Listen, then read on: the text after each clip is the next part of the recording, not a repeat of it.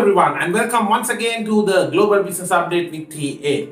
Well, Broadway musical is opening its doors as the US economy opens up. And what does this mean? Well, more people are rushing back to the theaters, but with a twist. They are increasing accessibility to the wheelchair customers and also adding more aisle seats, as well as giving more space and capacity for the differently able customers to be a part of the whole experience. Looks like the pandemic has really made some of these big, gigantic industries rethink their business model. Good news indeed. Also, in other news, Coca-Cola.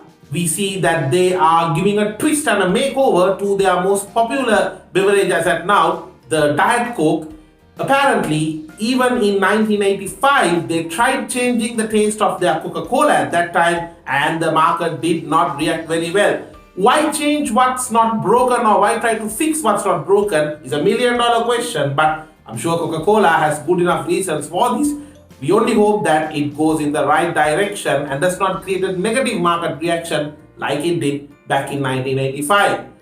Electronic Arts and a former Facebook executive has been hired by Netflix, who is entering the video game market.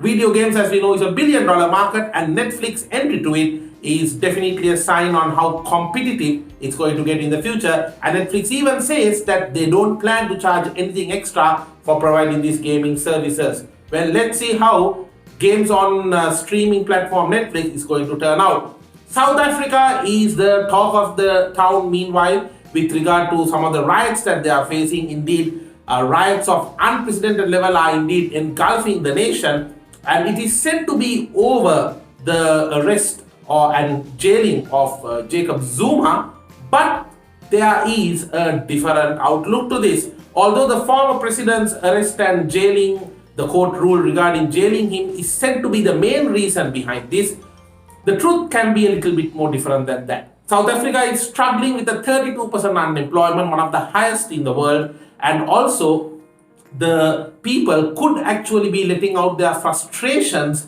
on the different economic sectors of the society due to that reason, but just trying to put the blame on the former president's arrest.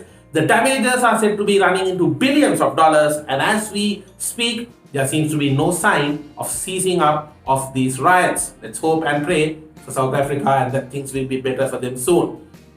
The European Union has come out with some new sustainability goals, including cutting back their carbon emissions by more than 55% by 2030, and a dozen other proposals are included in this, such as over the next 20 years trying to remove all sales of diesel and petrol or fossil fuel based vehicles and going completely electric, as also other sustainability renewable sources based vehicles. And also there is talks of trying to go completely carbon neutral or zero emission by 2050. This whole plan, called Fit for 55, however, is being debated by so many different parties about the practicality of it, and also some parties say that it's going too easy on the environmental concerns right now. Let's see how that turns out to be for them. Meanwhile, marijuana is being legalized in the US, which means companies involved in the marijuana business will have access to capital markets and financial service providers, and guess what? Even listing in the stock exchange. That's what one might actually call getting high on investment. Good for them.